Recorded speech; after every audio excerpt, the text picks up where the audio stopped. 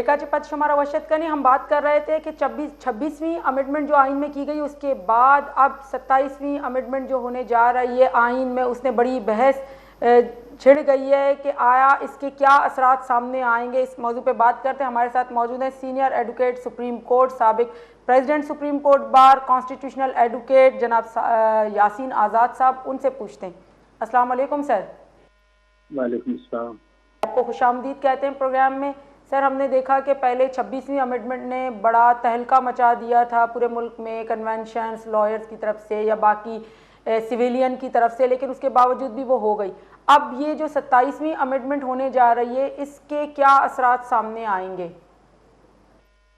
लेकिन जो आपने जुमला बोला ना कि 26वीं अमेंडमेंट ने बड़ा तहलका मचा दिया था, उससे मैं इख्तिलाफ करते हुए एक बात कहता हूँ कि पार्लियामेंट एक वो वाहिद कानूनी इदारा है जो कानून साजी करता है। इसके अलावा किसी के पास से कानून साजी करने का कोई इख्तियार नहीं। बिल्कुल। अब 26वीं अमेंडमेंट के आने के बाद कुछ हमारे वकीला भाइयों ने प्रोटेस्ट किया, जैसे जुलूस निकालने की भी कोशिश की, लेकिन वो जो मूवमेंट थोड़ी सी चली थी वो अपनी मौत आप मर गई। आपने देखा होगा कि बिल्कुल लोगों ने खामोशी कर दी। और ऑनरेबल जजेस हैं, जो सुप्रीम कोर्ट के जजेस हैं, वो ये कहते हैं कि हम कानून और आइन के पाबंद हैं। जो आइन कहता है हम उसके मुताबिक चलेंगे और जो अमेंडमेंट आती है हम उसको कबूल करें। रह गया आप जो सिचुएशन चेंज हो रही 27 अमेंडमेंट, वो कि इसका मसौदा अभी तक सामने नहीं आया। कैबिनेट के अंदर पेश किया गया, लेकिन उसको अभी तक पब्लिक नहीं किया गया कि क्या क्या वो अमेंडमेंट करना चाहते हैं। लेकिन जो आम खबरें सामने आई हैं उसमें एक तो ये है आइन के आर्टिकल 243 में शायद कोई अमेंडमेंट करना चाहते हैं। नंबर 1 NFC जो है उसको जो इख्तियारात हैं वो बजाय सूबों के जो जाता है मामला या सूबों को पेमेंट होती है वो उसको खत्म करके मरकज अपने पास रखना चाहता है। और तीसरी अमेंडमेंट ये है कि जो तालीम है महकमे हैं वो चारों सूबाई हुकूमतों के पास हैं। अब मरकज ये चाहता है कि वो तालीम के जो महकमे हैं वो सारे के सारे मरकज के हवाले किए गए। 18 अमेंडमेंट से तो पहले यही पोजीशन थी, लेकिन 18 अमेंडमेंट के आने के बाद तो ख्याल चेंज हुई और ये इख्तियारात सूबाई मामला के लिए हुई। बाद में कराची में आपने देखा होगा कार्डियो का जिनास निकल का कोई तफसील चले और फिर हेल्थ को अपने एक किस्म का मरकज के हवाले किया। अब जो सूरत हाल है, जो अमेंडमेंट आती है, क्योंकि पाकिस्तान पीपल पार्टी और मुस्लिम लीग नून दोनों जब तक एक नहीं होंगे किसी किस्म की कोई अमेंडमेंट नहीं आ सकती, क्योंकि उसके लिए 2/3 मेजॉरिटी चाहिए। और ये दोनों जमातें अगर एक हो जाते हैं तो इनके पास 2/3 मेजॉरिटी से भी 5-10 मेंबर ज्यादा है। बिल्कुल। लेकिन इसके बाद सर इसमें जो एक पॉइंट और उठाया गया है कि एग्जीक्यूटिव मजिस्ट्रेट्स का, इसके बारे में इसके क्या असरात मरतब होंगे? देखिए, मैंने कराची में पहले जो देखा शुरू में एग्जीक्यूटिव के इख्तियारात जो मजिस्ट्रेट के पास ही थे, लेकिन जो अदलिया की आज़ादी की फिर एक मूवमेंट चली और उसमें एग्जीक्यूटिव इदारों को ख़त्म कर दिया गया। लेकिन इस अमेंडमेंट में अभी तक एग्जीक्यूटिव के हवाले से कोई बात सामने नहीं आई। यहाँ सबसे मेन चीज़ ये है कि क्या 18 अमेंडमेंट में किसी किस्म की कोई तब्दीली हो रही है। अगर 18 अमेंडमेंट हो रही है तो उसके लिए पाकिस्तान पीपल पार्टी फिलहाल तैयार नहीं है। लेकिन उनका कराची में आपने देखा होगा सैयद अली जरदारी और बिलावल भुट्टो की मौजूदगी में उनका अपना इजलास जारी है। वो किन चीज़ों पे इत्तेफाक करते हैं, किस पे नहीं करते, ये तो आने वाला वक्त बताएगा। इसी तरह हुकूमत ने जो दूसरी सियासी जमातें हैं उनसे भी अप्रोच किया है और वो कंसेंसस से अमेंडमेंट लाने चाहते हैं। लेकिन बदकिस्मती ये है कि हम बड़ी लंबी चौड़ी बहस कर रहे हैं या अखबार की हद तक जो चीज़ें आ रही हैं, लेकिन मसवदा अभी तक मेरे और आपके सामने नहीं है जिस तरह हम खुल के बात कर सकें कि इस मसवदे में ये गलती है ये नहीं है। लेकिन सवाल ये पैदा होता है कि अगर हम इन चीज़ों पर इत्तेफाक भी कर लेते हैं कि कोई चीज़ गलत हो रही है और पार्लियामेंट इसके बावजूद करती है, तो जाहिर है कि इख्तियार उसी का है तो पार्लियामेंट अगर अमेंडमेंट कोई लेके आती है और वो स्पीकर मेजॉरिटी से अप्रूव हो जाती है जो आइन की रिक्वायरमेंट है, तो फिर मेरा और आपका शोर करना बनता नहीं है। जाहिर है कि हम इस बात का इजहार कर सकते हैं कि इस अमेंडमेंट से क्या फर्क पड़ेगा, क्या नहीं पड़ेगा। लेकिन सर एज अ नॉलेज के हवाले से तो पता तो हम लोग इंफॉर्मेशन तो दे सकते हैं कि बेसिकली ये चीज़ें हैं क्या। सर एनएफसी अवार्ड में जो है वो नज़रसानी करने की भी बात की जा रही है, तो क्या ये 18वीं तरमीम के अंदर दोबारा से कोई कुछ हो रहा है? देखें, अगर आप ये करेंगे, एनएफसी अवार्ड कब आया?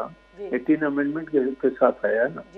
आपने सूबों को इख्तियार दिए, तो उसमें अगर कोई अमेंडमेंट करते हैं जिसके लिए पीपल पार्टी कहती है कि हम किसी किस्म की अमेंडमेंट नहीं चाहते, और वो वाकई अगर नहीं चाहते और वो एक वाजिया स्टैंड लेने के लिए तैयार हैं, तो फिर तो एनएफसी अवार्ड में किसी किस्म की कोई तब्दीली नहीं आएगी। इसका मतलब ये हो गया कि 18 अमेंडमेंट को आप नहीं छेड़ रहे। अब रह गया मामला एजुकेशन का, तो माजी में एजुकेशन मरकज के पास ही था, और 18 अमेंडमेंट के बाद ये इख्तियारात आपने सूबों को दे दिए। अब फिर वही बात आ जाती है कि आपने देखा होगा कि फेडरल कोर्ट का एक कंसेप्ट सामने आया जो पहले 26वीं अमेंडमेंट के वक्त आया था, लेकिन उस वक्त हुकूमत के पास 2/3 मेजॉरिटी नहीं थी। मौलाना फजलुर रहमान साहब फेडरल कोर्ट के हक में नहीं थे, तो बाद में बात कंसिडर नहीं हुई। अब फेडरल जो कोर्ट होता है, अमेरिका से कानून उठा के देख लें या कई दूसरे मुल्कों के ममालिक हैं जिनमें फेडरल कोर्ट का क़याम अपनी जगह पे है। फेडरल कोर्ट का मतलब कंसेप्ट यही होता है कि जब कोई आईनी मामला बहुत ज़्यादा डिस्प्यूटेड हो जाए तो उसको फिर जो आईनी बेंच के अंदर ले जाएंगे, और यही वजह है कि फेडरल कोर्ट में ले जाएंगे। यही वजह है कि आप फेडरल जो कोर्ट बनाने चाहते हैं उनके जजेस की एज बढ़ाना चाहते हैं 68, और सुप्रीम कोर्ट के बाकी जजेस के नहीं बढ़ाने चाहते। तो मेरा एज के मामले में यह है कि आपको याद होगा कि माजी में जनरल परवेज मुशर्रफ ने भी एज के मामले को हाईकोर्ट के जजेस के लिए 62 को 65 कर, और हाईकोर्ट के सुप्रीम कोर्ट के जजेस को 65 से 68 करने की कोशिश की थी। उस वक्त ने बुकला ने एक मूवमेंट चलाई थी और एज की मुखालफत की थी कि एज किसी सूरत में नहीं बढ़नी चाहिए। अब जो 68 थी, आप पूरे सुप्रीम कोर्ट के जजेस की नहीं कर रहे, आप जो फेडरल कोर्ट के 5 या 6 जज, उन जजों का तयन हो जाएगा कि फेडरल कोर्ट में सिर्फ कितने जज होंगे। 5 होते हैं, 6 होते हैं, 7 होते हैं, इससे ज्यादा नहीं होते। अमेरिका में चले जाए, वहाँ भी लिमिटेड फेडरल कोर्ट के जजेस हैं। उनकी एज अमेरिका में तो जज की रिटायरमेंट की कोई एज ही नहीं है। कोई रिटायर हो जाए खुद ब खुद या अल्लाह को प्यारा हो जाए तब जाकर वो खत्म होता है, वरना वो ताउम्र जो है जब तक वो जिंदा है वो जज रहता है। तो लेकिन यहाँ की सिचुएशन बिल्कुल डिफरेंट है, क्योंकि हम लोग जो हैं पाकिस्तान बने हुए तकरीबन 76-70 साल हो गए। वक्तन फक्तन हमारे यहाँ 56 का आइन आया, 62 का आया, 73 का आइन आया। पहले दोनों आइन हमने ख़त्म किए, अब 73 का आइन आया। तो 73 का आइन के अंदर कई अमेंडमेंट आई, 18 भी आई, 19 भी आई, 21 भी आई, 2 भी आई, 26 में भी आ गई, कई सारी अमेंडमेंट आई है। अब मुझे ये बता दें कि आज दिन तक किसी आईनी अमेंडमेंट को हमारी अदलिया ने डिक्लेयर किया कि ये गैर कानूनी है, गैर आईनी है। आज दिन तक किसी अमेंडमेंट को सुप्रीम कोर्ट ने गैर आईनी डिक्लेयर नहीं किया। बात ये होता है आईनी अमेंडमेंट में अगर किसी भी किस्म के बुनियादी हकूक पे अटैक हो रहा हो, ऐसी सूरत में अगर आप मामला सुप्रीम कोर्ट में ले जाएंगे तो सुप्रीम कोर्ट जो भी फैसला करेगा मुझे और आपको मानना है। और अभी भी देखें 26वीं अमेंडमेंट के तहत बहुत सारे केसेस सुप्रीम कोर्ट में पेंडिंग है जो आईनी बेंच के अंदर हैं। अब वहाँ वो फुल कोर्ट में जाना चाहिए, सुप्रीम कोर्ट के आईनी बेंच पे नहीं जाना चाहिए। तो जब आईनी कोर्ट का कंसेप्ट सामने आ गया तो वो उसी बेंच के अंदर जाएगा जिसमें आईनी मामला है, वो वही बेंच सुनेगी, पूरा सुप्रीम कोर्ट नहीं सुनेगा। अगर का कंसेप्ट अमेंडमेंट नहीं आती तो माजी में जब उमर ख्याल बदयाल साहब थे, हम सारे सबका वाइस प्रेसिडेंट गए और हमने उनको कहा कि बाद इश्यूज पे आप फुल कोर्ट मीटिंग बुलाएं। उन्होंने हमारी बात मानने से इनकार कर दिया, नहीं रखा फुल कोर्ट। और कई जजमेंट आए जो डिस्प्यूटेड थे, मैंने और आप सब ने क्रिटिसाइज किया, लेकिन बात तो अपनी जगह बराबर रही।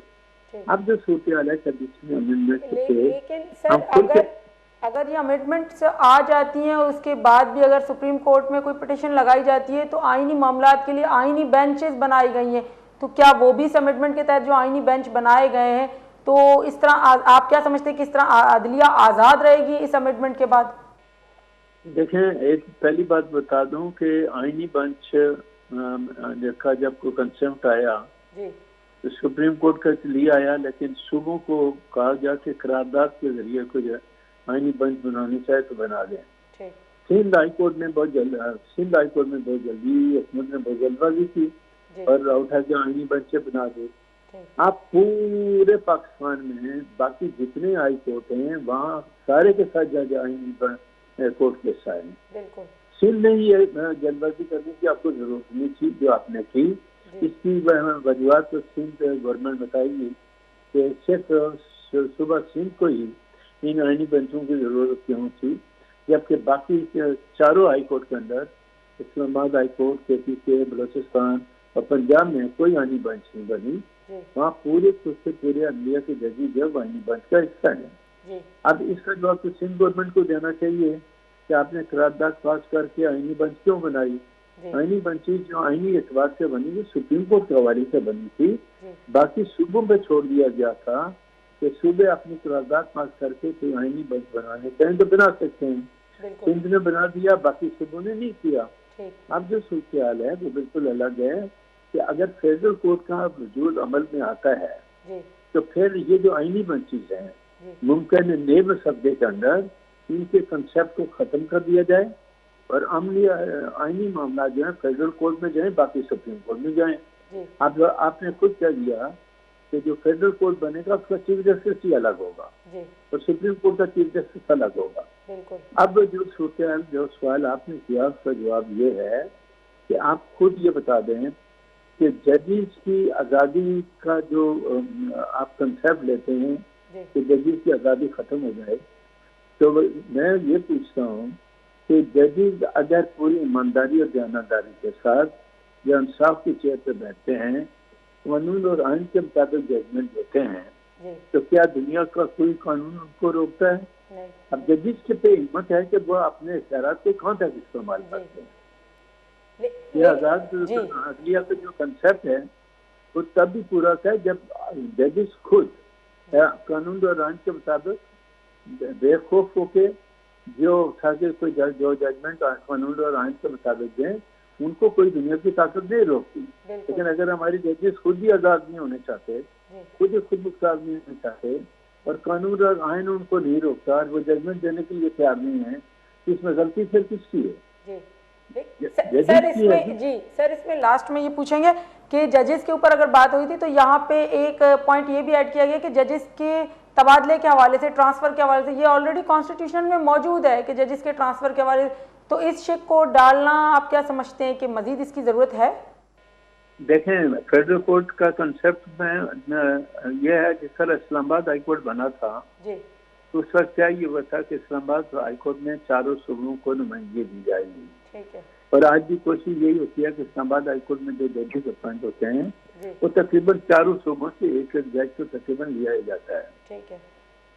अब जो फेडरल कोर्ट का कंसेप्ट है, अगर फेडरल कोर्ट का पार्लियामेंट इसकी अप्रूव कर लेती है तो फेडरल कोर्ट में भी चारों सूबों की और मरकज की नुमाइंदगी होगी।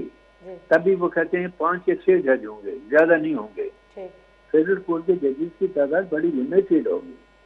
बाकी जजेस जो सुप्रीम कोर्ट की आपने पहले ही 17 से बढ़ा के 34 की हुई है, तो वो 34 की तादाद तो पूरी हो नहीं सकती।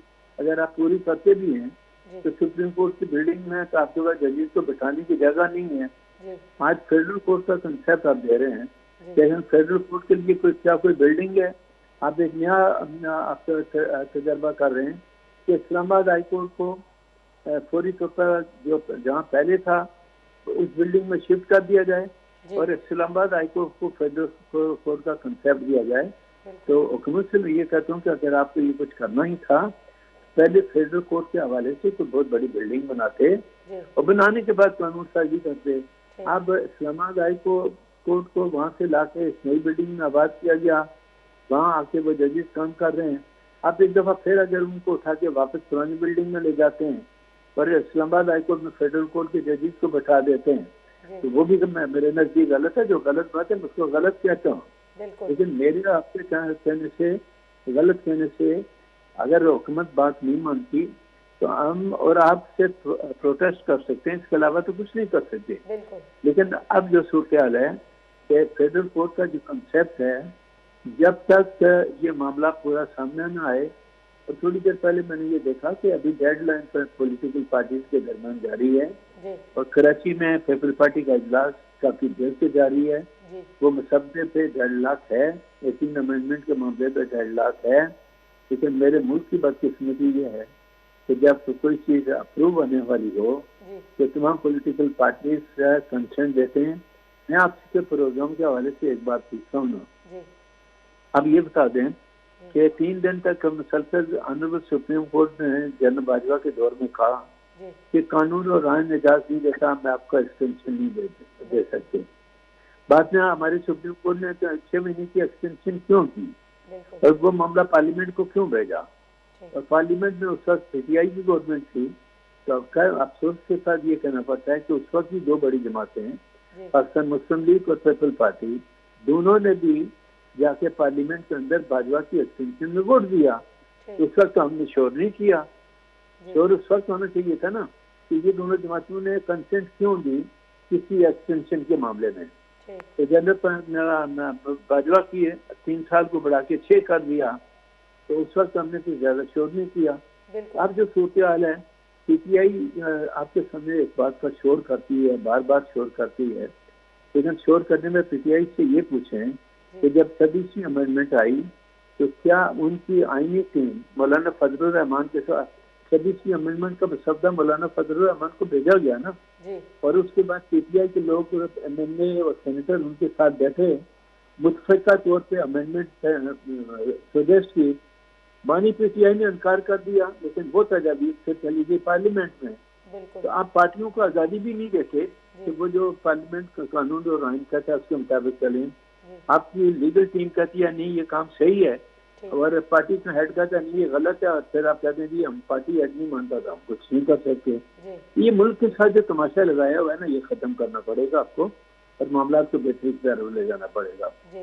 बहुत बहुत शुक्रिया सर आपका, आपने हमें टाइम दिया, हमें ज्वाइन किया और बड़ी डिटेल में वाज़ा करके तमाम चीज़ों को एक्सप्लेन किया। यहाँ हमारे साथ मौजूद थे senior advocate supreme court, ex president supreme court bar association और कॉन्स्टिट्यूशनल एडवोकेट जनाब यासीन आज़ाद साहब। उनसे हमने बात की, उन्होंने तमाम पहलुओं पे नज़र डाली कि 26वीं अमेंडमेंट के हवाले से भी बहुत सारी बातचीत हुई, हर चीज़ हुई, लेकिन क्योंकि सुपीरियर इंस्टीट्यूशन जो हमारे पास लेजिस्लेशन का कानून साजी का है वो पार्लियामेंट है, तो पार्लियामेंट अगर कोई कानून पास करती है तो उस पर इम्प्लीमेंटेशन भी करवा सकती है, और लाजमत है वो कानून में अगर अमेंडमेंट करेगी तो उसको भी एक्सेप्ट किया जाएगा, क्योंकि सबसे सुपीरियर पावर जो है वो पार्लियामेंट के पास है।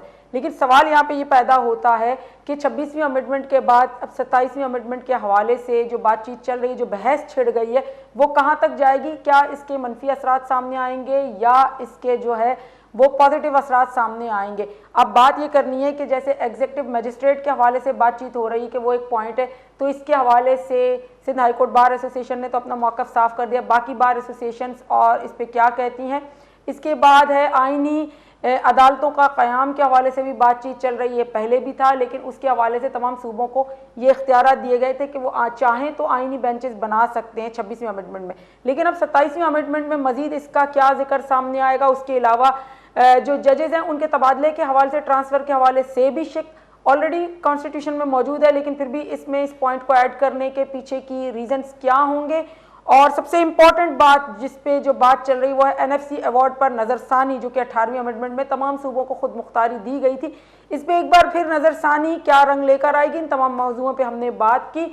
आगे चल के होने क्या जा रहा है, क्या इससे इस 27वीं अमेंडमेंट के असरात लोगों के लिए अच्छे साबित होंगे, मुल्क के लिए अच्छे साबित होंगे, पार्लियामेंट के लिए अच्छे साबित होंगे, अदलिया के लिए अच्छे साबित होंगे? इन तमाम पहलुओं पे हमने बात की। और अब दीजिए मुझे ज़ैनब बलोच को इजाज़त। अल्लाह हाफिज़।